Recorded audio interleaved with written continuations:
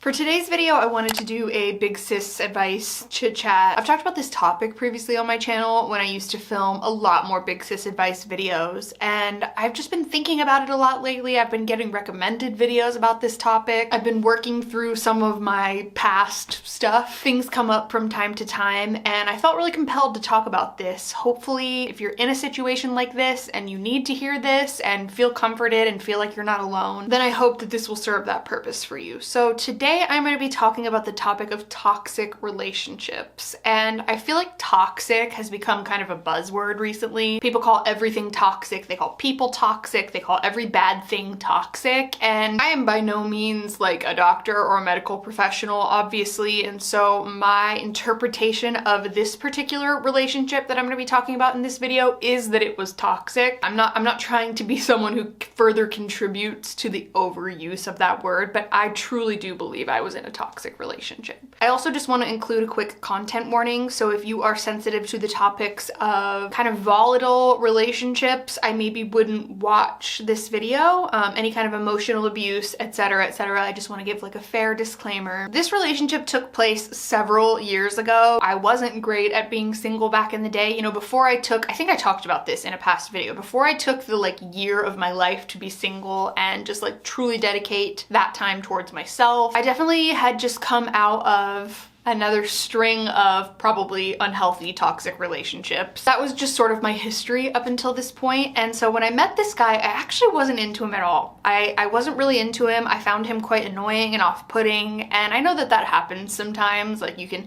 start off not liking someone and then realize that you actually have a crush on them. And that's sort of what happened, but it was pretty remarkable how I realized like right away that I wasn't interested and he was. So I kind of went with that for a while, and then it just felt like slowly I started breaking down a bit. Like, I was kind of like, well, he's not so bad. I feel like I just kind of caved in a way. I don't know. I have a specific memory of the first time, it's like we went out in a group of us, right? And then the two of us ended up alone at a bar, and he started like immediately talking about his ex, which we'll get into. That was a huge part of our relationship, was his relationship with his ex. He immediately said something like, "I can tell you're gonna be my new girlfriend." And I was like, what the hell? Like, it was my first time hanging out with him, and I just remember being like, that guy is kind of weird. Like, he's kind of fun, but I don't think I would ever like date him. I don't think I'm interested. And then, like I said, just slowly over time, I was alone. I was lonely. I had just moved back in with my dad, who was out of town like a lot of days out of the year. And he was really the only guy that was showing me attention at the time. And so I sort of just caved. I didn't like being alone. And I'm not trying to say that I didn't develop feelings for him after a while, because I definitely did. But it's just interesting how I was so adamant at the beginning of this relationship to like not get into it. And then I definitely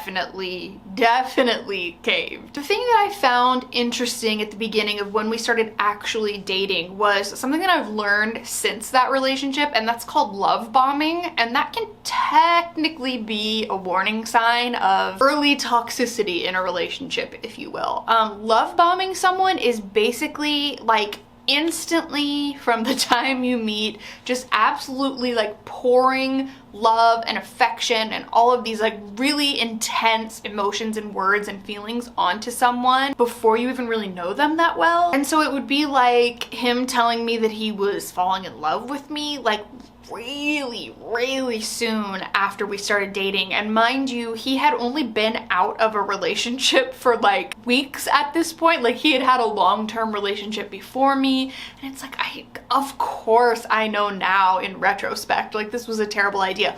Also, pretty sure that that relationship was definitely lingering when we were first dating, if not throughout when we were dating, but we'll talk about that later. It was just interesting because this love bombing thing, I just thought that like I had it going on and he was obsessed with me, but really it's like an early warning sign, if you will. So there was a lot of love bombing happening, and then also I noticed just he would say these like extremely shocking statements at the beginning of when we started dating. So we would get into these arguments about it, and we'd end up yelling at each each other. And then like the love bombing would come in, and it was sort of this like constant like wave of emotions where I'd be really angry with him for something he would say or do, and then I'd be like, wow, this is a really sweet, thoughtful thing he did or said, or he would make up for it, like overcompensate for it. So it was very confusing. And then as we started dating and as it started progressing, like I mentioned, he had really intense ex drama. Like, I mean, to the point where it was so obvious that he was not ready to be in another relationship. Like, he still had one foot in that door. I haven't like followed up on this, but I'm certain that he cheated on me with her, or that he was still with her, or that he cheated on her with me. I honestly don't really know exactly how this went down, but I know there was some shady business going on. And it would get to the point where I remember one of the first times I went to his house, his phone was blowing up over and over and over again. He got like 16 missed calls from his ex, and he was like, hey, I think we should leave because I think she's gonna show up over here. And I was like, I'm sorry, what? It was very apparent that at the time I was super brainwashed into thinking she was his crazy ex-girlfriend, and it was very easy for me to write that off in that way and say, oh, she's so crazy, she's obsessed with him, she's obsessed with me, everywhere we go she stares at me, every bar we go to she's there. Like, she was still friends with his friends, and I am this new girl who comes into the situation, and I think she was very heartbroken over this. Of course, you know, I've progressed a lot since then, and I recognize that I probably should have just stepped away and let them handle whatever it was that they needed to handle. And I remember there was a time, one of the many times we had run-ins with her, which now I'm like, was he telling her where we were? I don't know, but either way, there was one time where we had a run-in with her, and I remember him like being like, I need to go talk to her on the phone. Like, she left and she was upset and I need to go talk to her, and I'm like, okay. And when he was talking to her on the phone, I swore on my life that I heard him say I love you to her. And he had already told me he loved me. And I remember him getting back in the car, and I said, did you just say you loved her? And he was like, no, what are you talking about? And it's like, you know when you hear something. And I was like, yeah, you did. You definitely just told your ex-girlfriend you love her, and you just told me you loved me for the first time a couple weeks ago. Like, what the hell? And it was just this like intense gaslighting situation where he was like, absolutely not, I would never say that, when like, I know what I heard. And on top of all of this, there were also a lot of lies happening in the relationship. Like, so many little white lies and things that were so pointless and stupid. It got to the level where at one point in our relationship, we were sitting in the living room with his mom, and she was talking about him as a child, and she mentioned the fact that growing up, they always used to joke about the fact that he was like a pathological liar growing up. And when even as a child, they would say like, hey, did you do this? And he'd be like, no. And they watched him do it, and he would like literally die before he admitted that he did. This was like a sort of habitual thing for him. It was like very frequent, very dumb, very pointless lies that I would oftentimes catch him in. Of course, there's a million opportunities for me to walk away, but I was genuinely, desperately codependent. I did not want to be alone. These lies definitely also contributed to the fact that we got into some volatile fights, and they were never physical or anything like that. Well, again, want to give a little bit of a warning, but we would fight a lot, and we would fight like hard, screaming at each other, like massive blowout fights. Ways that I have never, I remember screaming so hard sometimes that I felt like my voice was gonna give out. I mean, I had never really experienced such intense fights, the kind where like you're sobbing and you feel like you're gonna throw up and like your whole body is just like trembling. Again, kind of coming from a situation where my upbringing was similar to that. It was sort of what I knew, and I felt like it was maybe just normal, or we just loved each other so much that we just fought. Alcohol contributed a lot to our fighting, I should say. This was definitely a time in my life where I was probably the most level of concerning when it came to alcohol. I was definitely self-medicating for my depression and anxiety with alcohol. I think it was a way that I just kind of felt like I could be outside of my head, if that makes sense. I was drinking constantly, multiple times a week, and that was sort of like the center of our relationship. That was like the pillar of our relationship, was like going out and getting drunk together. And there was a night where we had been drinking heavily, and I kind of always noticed that every time we went out, he was like the drunkest person in the room. It always ended up being that I was like babysitting, or he was trying to fight somebody, or I was having to pull him out of some awful situation. There was a point in time where we started fighting, both of us really drunk, and I was like, we need to go outside and talk about this. So there was this like sort of outdoor area where people would stand outside and smoke, and we started fighting. And I didn't even realize at the time how toxic this was. Like, I really was just so unaware. I remember I was kind of like backed up against a wall, and he was right here. Like, he had me like basically cornered, like backed up against this wall in this corner. And I remember he was in my face, like this close to my face, pointing in my face, screaming, pointing and yelling, to the point where someone actually intervened. This is like, I don't want to say embarrassing, but this is just reality. In retrospect, it's obviously very easy to see that this is not okay, but at the time, it just wasn't apparent to me that this was as bad as it was. But someone actually, a woman at a bar, walked up and said to me, "Are you okay? Do you need help?" And I was like, no. Like, I remember being like so shocked. I was like, what? No, we're just arguing. And she was like, okay, well, I'm not leaving until he leaves. I'm like getting emotional thinking about that.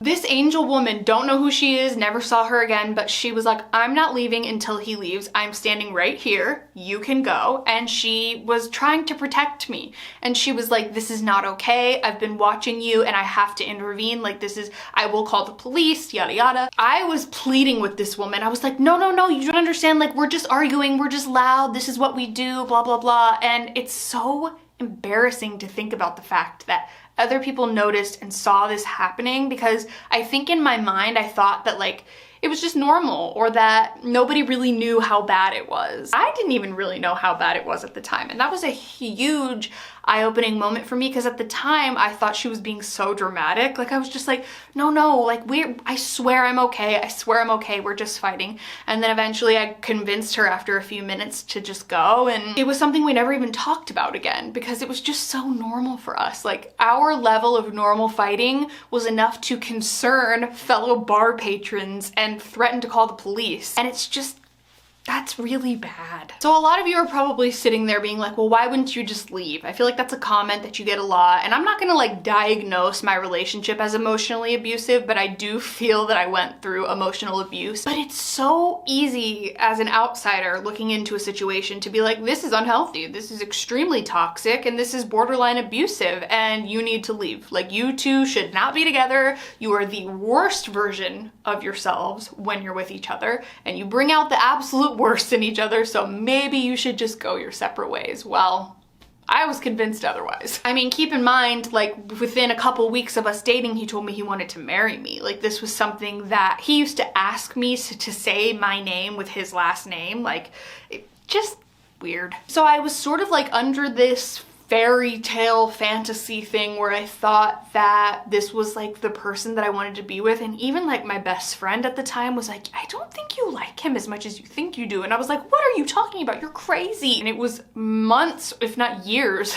after the relationship ended until I realized how toxic it was. It was like after the dust had settled, then I realized like, oh, this was bad. What kind of really stuck out to me the most was that a best friend of mine, she wanted to like sit me down and ask me directly if he had like physically hurt me, which he hadn't, but who knows if it would have gotten to that point. He had mentioned like domestic abuse running in his family, so it's very interesting to look back and think that I could have easily been in that situation. And I think that a lot of times people have this misconception that victims of abuse or people who are in toxic relationships or whatever are like weak or can't stand up for themselves. No, like, strong people can be victims of abuse as well. And a person like myself who is in a healthy, happy, thriving relationship with someone can also be toxic to someone else. I was not a good girlfriend. I mean, I think at times I thought I was, but then, you know, I did some shady things at the end and didn't really handle myself in the best way. I also discovered like multiple lies after we broke up. Like, I discovered the fact that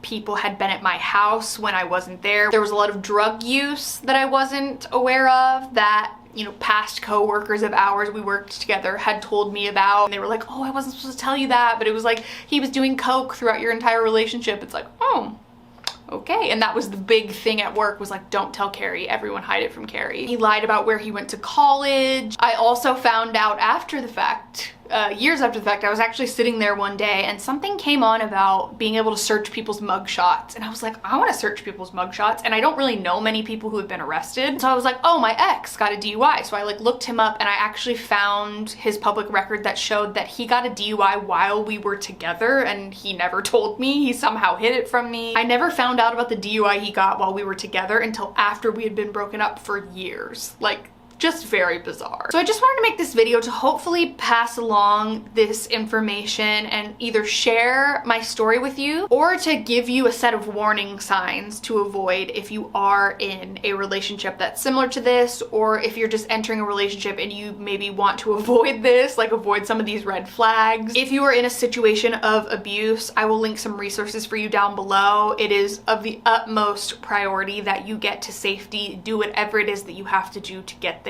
I mean, everything that's like legal, you know what I'm saying, you know what I'm saying. If you are going through this, you are not alone, there's nothing wrong with you. Now being in a situation where I'm in such a like calm, settled, peaceful, secure, happy relationship, I realize that sometimes it's just, you shouldn't mix. You just shouldn't be with each other, because I'm the same person. I mean, I'm different, but I'm the same human being and I don't have any of those same issues, you know? So anyway, okay, I'm rambling on too much, but I just love you all very much. Thank you for watching this video. If you have any resources that you want to share down below, or if you feel comfortable sharing your experience, definitely, you know, support each other in the comments, leave each other lots of love, and I will see you in the next video.